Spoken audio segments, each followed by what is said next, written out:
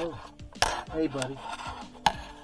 Welcome to 4 Movies, where we'll be discussing 4 movies that have something in common.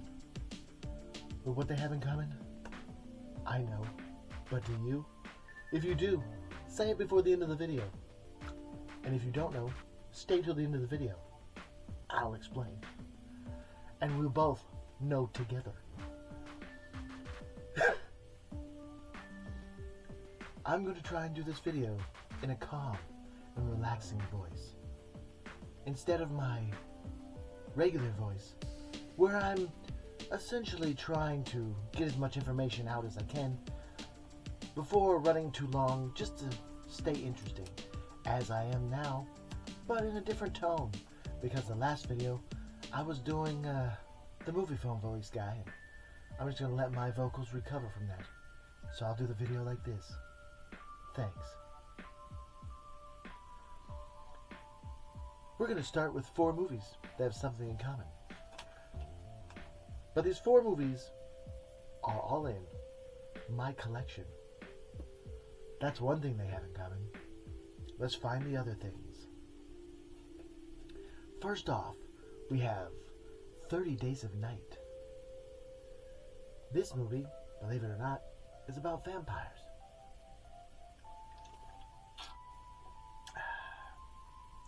In Alaska, I think.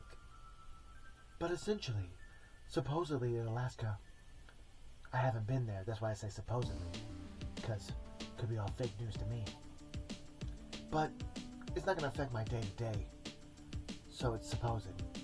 But from what I hear, I don't want to be too presumptuous and say that's it in the case.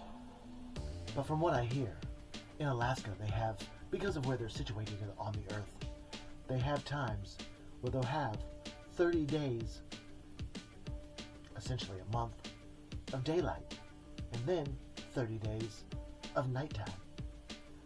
This is when the vampires come.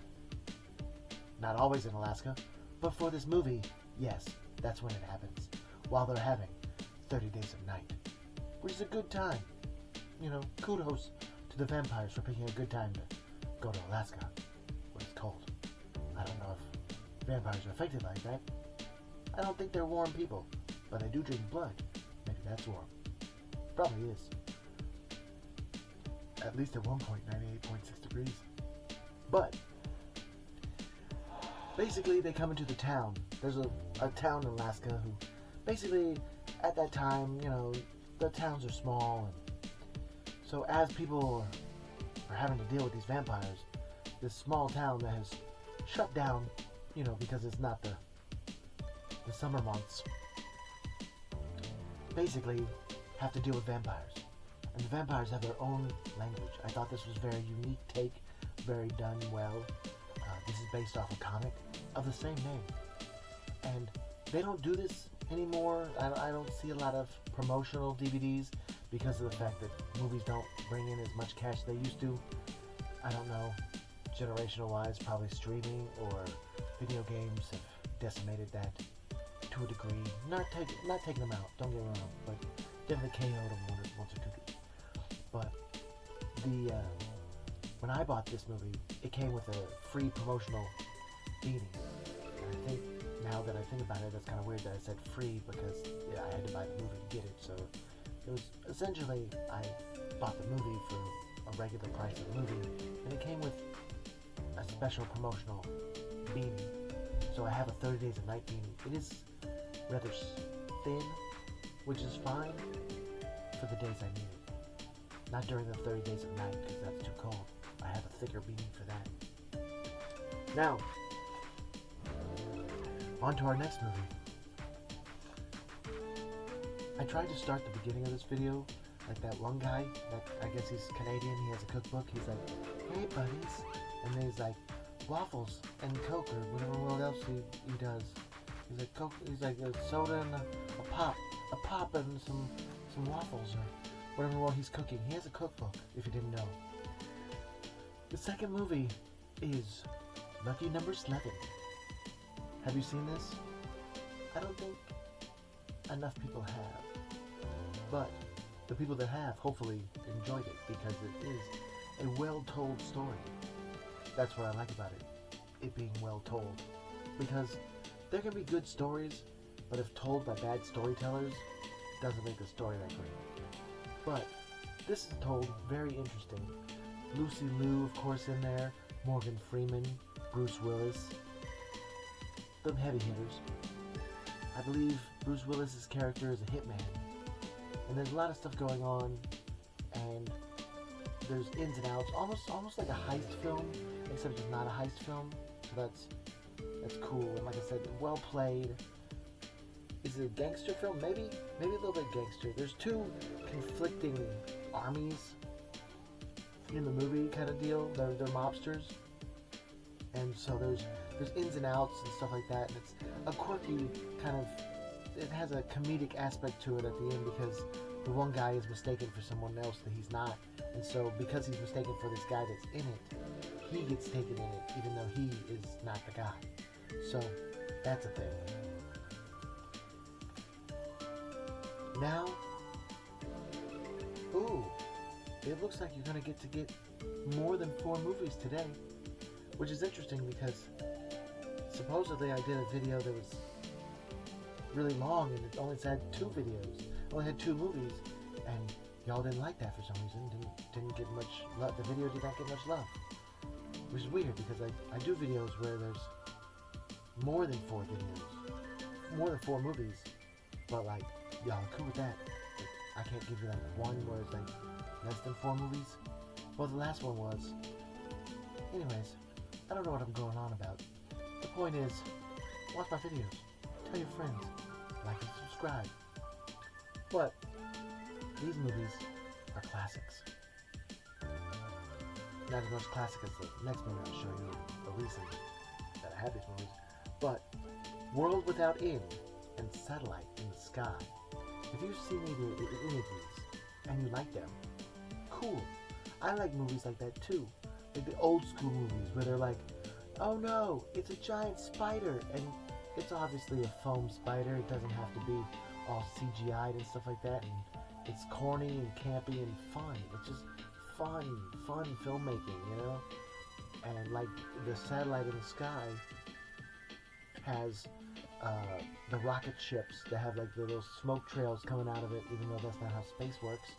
It's fun, and it's fun to watch, fun to play, fun to be a fun storyteller. Like I said, it doesn't have to be all gritty and stuff like that. I know, like, we went on a Batman. Like, there's people that don't like Adam West Batman comparatively to the other Batman. But Adam West Batman is the most comically correct Batman, if I'm not mistaken. So, sometimes it's not about realism as much as the fantasy part of it, I guess.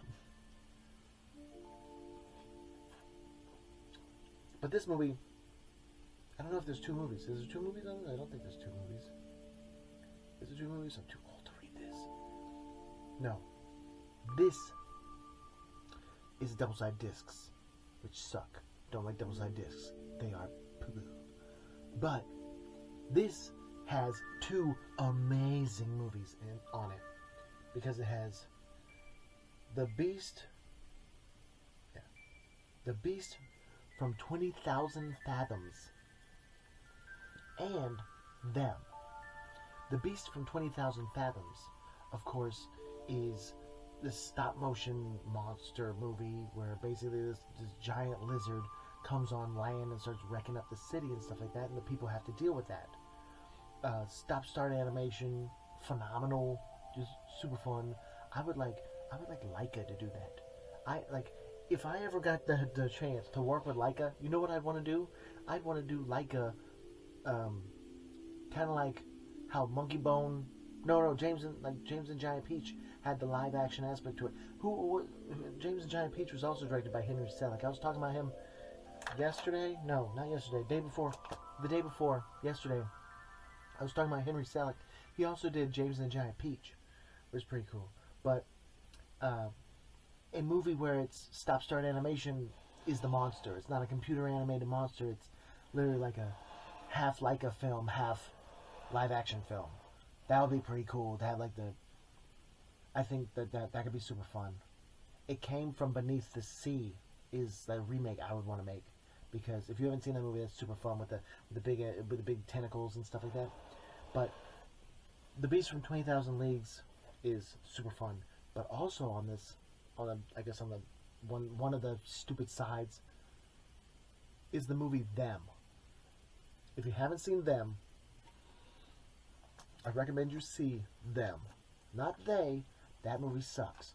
But Them is about giant ants. It's black and white, but it's still super good. Wow.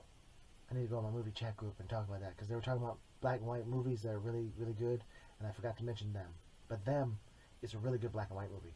It's super fun. Like I said, monster movies, as monster movies go, Them is great. Giant ants, just a super fun movie. Anyways, what do these movies have in common? I'm about to tell you right now. And if you've watched this far, thank you so much. You are awesome. Stay awesome. Okay? That's not the horns. Figure it out. But 30 Days of Night and Lucky Number 11 both have Josh Hartnett in them. And I think it's pretty cool that Josh Hartnett has like kind of resurfaced, if you will, because he's got a plane movie coming out that looks pretty awesome, where he's on a plane and there's like chaos and stuff like that. He's got blonde hair and it looks awesome. And then he also did that Trap movie, which a lot of people were like dunking on. They're like, but the movie was, I found it entertaining. I thought it was really good. M. Night Shyamalan is like one of those things where like they go, oh man, his movies suck and stuff like that. But M. Night Shyamalan has locked himself in a position where he can make a stellar PG-13, which means sellable, more sellable than an R-rated movie, thriller. Honestly, he did Sixth Sense, which cements is one of the things where like that's cement, and then after it's cemented in movie history. The Sixth Sense is in there, and it's one of those things where it's like he had a gimmick, but the good thing about gimmicks is that they cement you in who you are. Like there are people that can make parodies of J.J. Abrams movies because they have the lens flares. That doesn't mean J.J. Abrams made bad movies, but he has a style to his movies that it's applicable. Where it's like, it's one of those things where like, oh, that's a J.J. Abrams movie. You can pick up on that. He's got a style. He's branded himself in a style. It's one of those things where it's like, oh man, I'm just a rat in a cage. But if you make your cage the way you want your cage made. I don't know if that makes sense, but it does. In where I don't think I'm explaining it 100% well, but it's one of those things where it's like you create your own cage, you create your own boundaries. So if you're happy within the slice of heaven you've made yourself, then it's good. Hopefully that makes sense. Anyways, getting real metaphysical for some reason.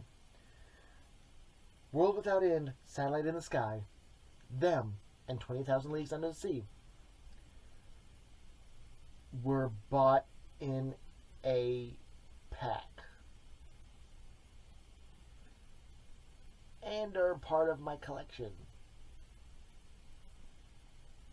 Oh man, sorry. I know that seems very reaching, but that is why these movies are together, is because I bought them in the same pack.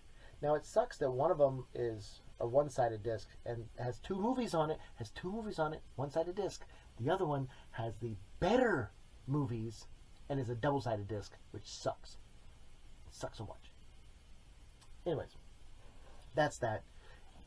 I am an artist and a physical media collector, and I'm showing off my physical media collection. I'm doing a video a day until I get a silver play button or a gold play button if I'm lucky, or if I run out of physical media to show you. But I do have a lot of physical media to show you, and thank you so much for watching. Tune in, subscribe, tell your friends. See you tomorrow.